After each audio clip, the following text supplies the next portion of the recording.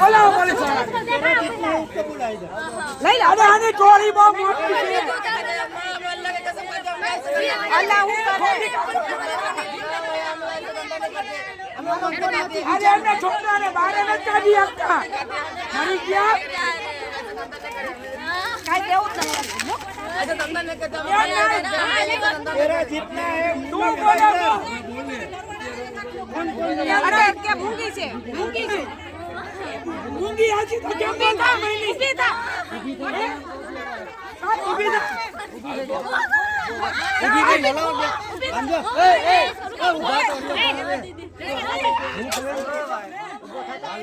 એને એકવાર ઊભી કરીને હલો અમાર ન અડે ને એટલે કોઈ બે બાઈ ઊભી કરીને હલો તો હાલે હે ખાલી હલો હોય ઉભા થા હા ખોટી ના પેટતા મો આવે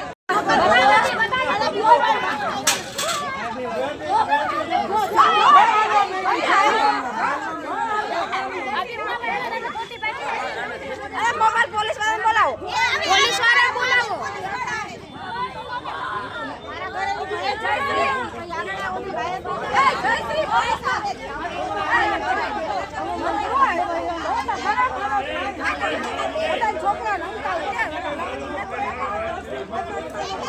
મોબાઈલ માં કેટલા આવે સામે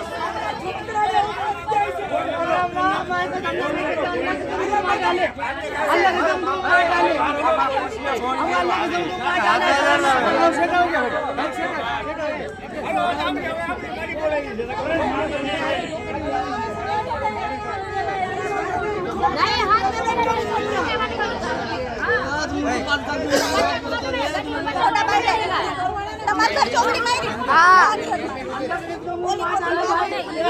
सीधा गली से कॉल है इसको छोड़ो गली से बोलो बाहर जाने के लिए सीधा अल्लाह के कसम का तो धंधा नहीं करे वो मुंडी बात है अल्लाह कसम मत खा सीधा तू कान गली से भाई बचा दे की तू सीधा गली से हमारा घर चौकड़ी मारी हां चौकड़ी मारी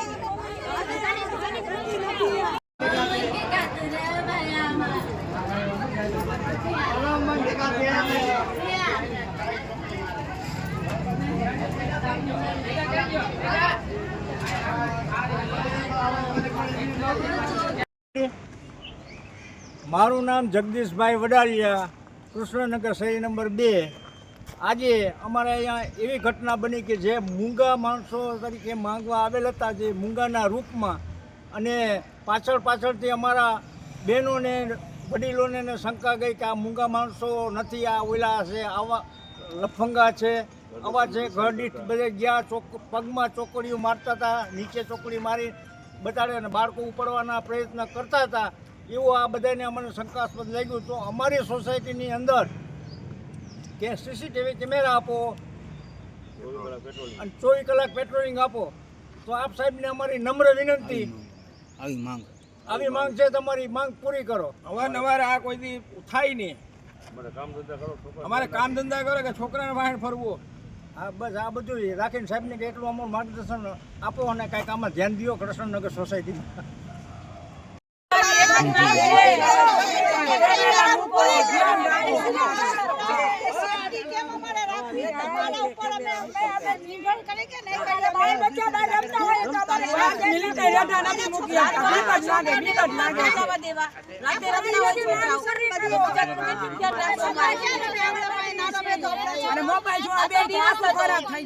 છોકરા રમતા હોય, રજા હોય,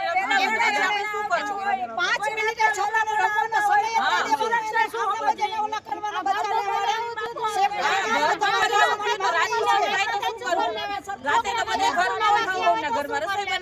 છોકરા બારે રમતા હોય।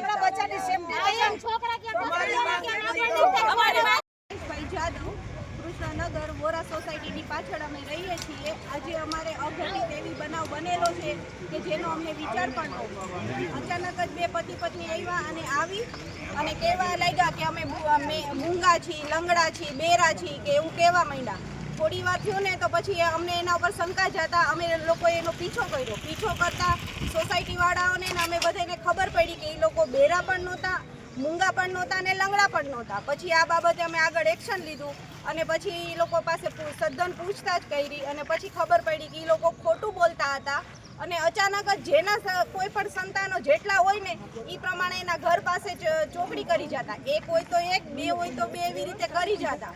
એટલે અમે પોલીસ સ્ટેશને ફરિયાદ કરી અને અત્યારે હવે અમારી એ જ રજૂઆત છે સરકાર સમક્ષ કે ભાઈ અમારે સીસીટીવી કેમેરા આપો ચોક પાસે, પેટ્રોલિંગ વધારી દો. બીજું અમારે કાંઈ નથી જોતું, થોડીક અમારી સુરક્ષા વધારી આપો. અમારા બાળકોની સુરક્ષા આના માટે શું કહેવા માંગો?